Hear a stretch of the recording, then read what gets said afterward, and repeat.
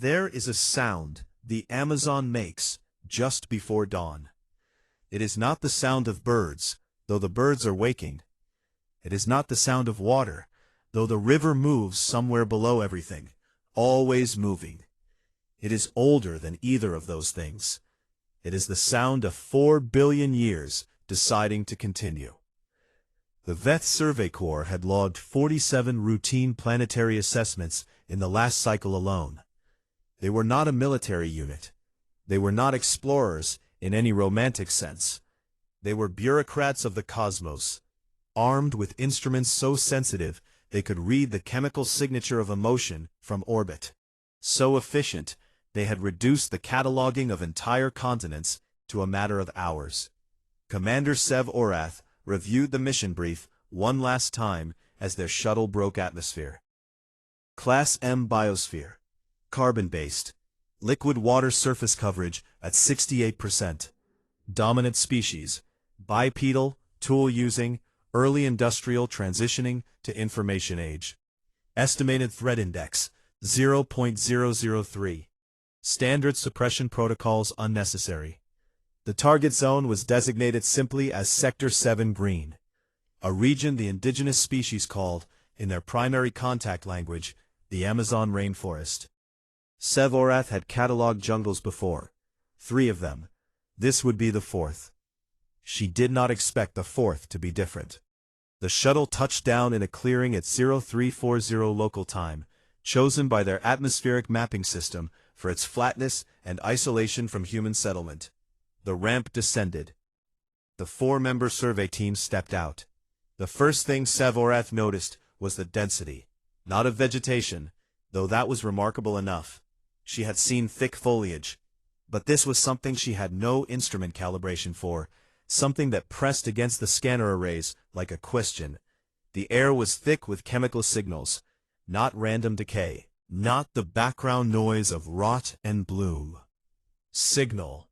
Intentional, layered, recursive signal. She opened her biological interface and ran a standard atmospheric composition scan. The results came back in less than a second. Then they came back again, different. Then again, different again. She frowned. "Toval," she said, turning to her data specialist. "The atmospheric chemoscape is fluctuating. Are our arrays miscalibrated?" Toval checked, then checked again. "No, Commander. The environment itself is changing. The chemical outputs of the surrounding organisms are responding to our presence."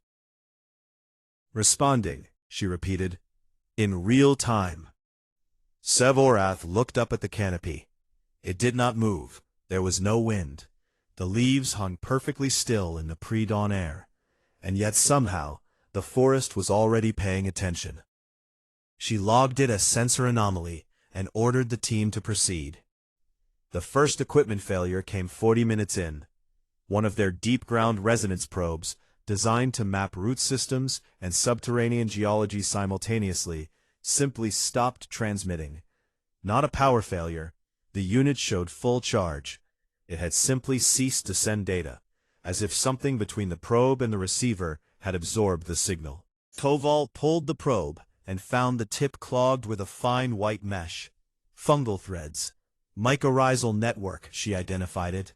The web of fungal filaments that connects the root systems of trees across enormous distances. In a healthy forest, these networks pass nutrients and chemical information between plants, sometimes across kilometers. "The mycelium grew into the probe housing in under 40 minutes, asked survey specialist Dren. "Not grew," said Toval slowly, rotating the probe under her scanner. "This is mature tissue, established. It didn't grow into the probe. It was already here, and it simply included the probe." Nobody said anything for a moment. Sev Orath made a note in the mission log. Unexpected network density. Adjust survey approach. They adjusted. The forest adjusted faster. By the second hour, they had lost 3 of their 6 ground probes to the mycelium. The atmospheric sensors were now returning data so complex, their processing systems were flagging it as corrupted. because no natural biological system should produce that level of coordinated chemical variation. The forest around them was exhaling information in patterns that looked to their instruments, almost like language. Almost. Sevorath told herself it was almost. The birds began at hour 3. The Amazon is home to over 1,000 species of bird. Among them is a genus known to the local scientists as mimes, the mockingbirds, though that name flatters neither the bird nor the behavior. These birds do not merely imitate, they compose. They take sonic input from their environment, and they restructure it, layer it, feed it back as something new. One of them, a medium-sized bird, the team's scanner tagged simply as Avian Unit 7 in their survey grid, had apparently spent the last 2 hours listening to the survey team's communication frequencies. At 0541 local time, it began broadcasting back. Not randomly, not the way a parrot repeats syllables it does not understand. The bird broadcasts Sevorath's own voice, speaking in the exact cadence of a distress signal, using the harmonic intervals specific to the VET Survey Corps emergency protocol. To any VET ship within receiving range, the signal read, "Survey team compromised, biological hazard, request emergency extraction." The shuttle's automated systems, reading the distress signal, began pre-launch warm-up procedures. Survey specialist Kale sprinted back to prevent an unscheduled departure. In the chaos, Toval stayed behind, and she stood very still, and she watched the bird, which looked back at her with one bright eye. "How?" said Toval, very quietly. The bird sang 3 more notes and flew into the canopy. Sevorath called a team meeting at 0600 in the shuttle, with all external sensors active. The data they had collected in 3 hours was unlike anything in the Survey Corps archive. Not because it was sparse, because it was too rich, because it was, according to every analytical model they possessed, organized. The mycorrhizal network covered an estimated area of 5.5 million square kilometers. Based on signal propagation rates observed in the last hour, information moved through it at speeds consistent with a distributed processing system. Not a fast system, not a system that thought in seconds, but a system that thought, that held memory, that had, over thousands of years, learned to recognize disruption and route around it. The chemical signals in the air were complex enough to encode thousands of distinct messages simultaneously. Some of them, they now understood, were alerts. Some were instructions. Some appeared to be, for lack of a better word in the Survey Corps lexicon, queries. The forest was asking them questions. They did not have the language to understand the questions. But the forest, it appeared, was willing to wait. "I want to be clear," said Sevorath, her voice carefully neutral, "that we are not in danger. Nothing in this environment has made a hostile move. Nothing has attacked us, damaged the shuttle, or harmed any team member." She paused.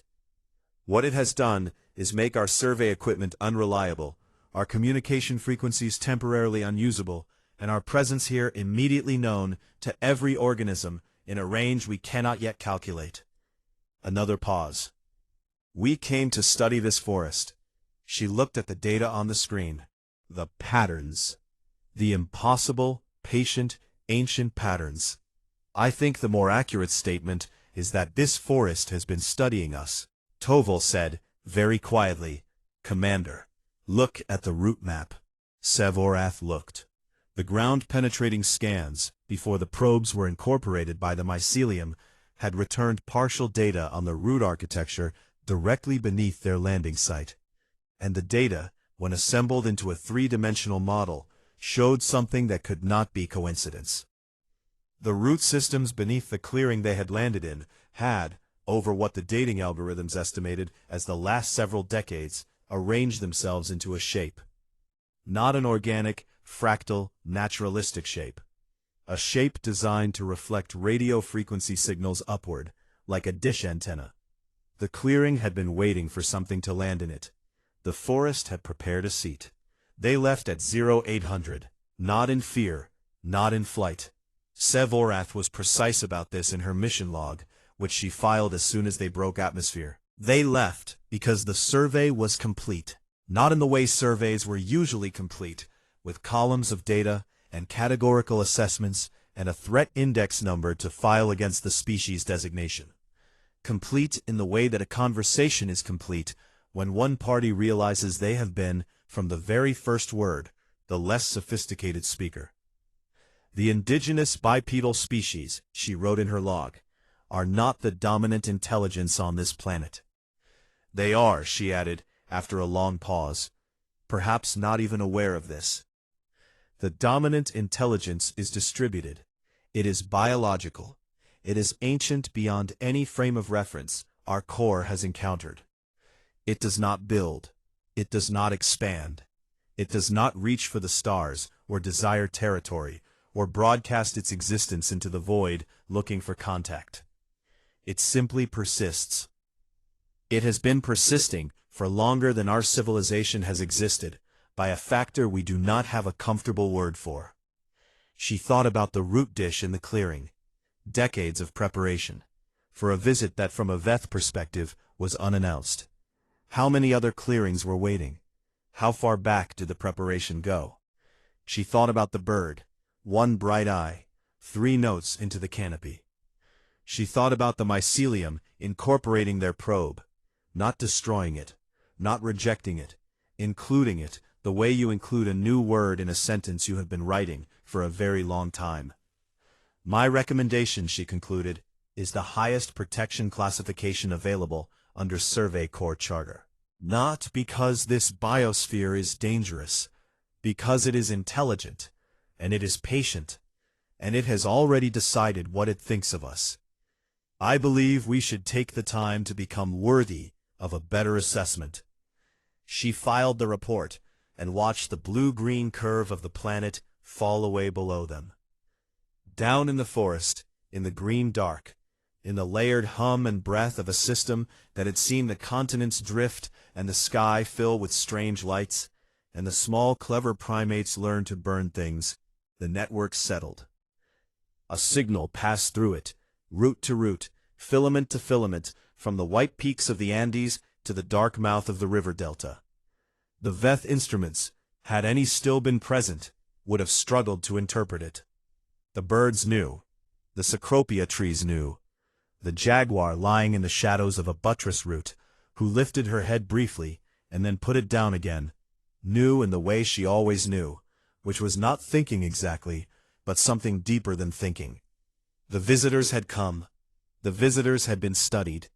The visitors had left, as they always did, as they always would. The forest breathed in. The forest breathed out. And it continued, as it always had. There is a sound the Amazon makes just before dawn. It is the sound of 4 billion years deciding to continue. It does not need your permission. It does not need your weapons. It does not need your wars. It only needs time.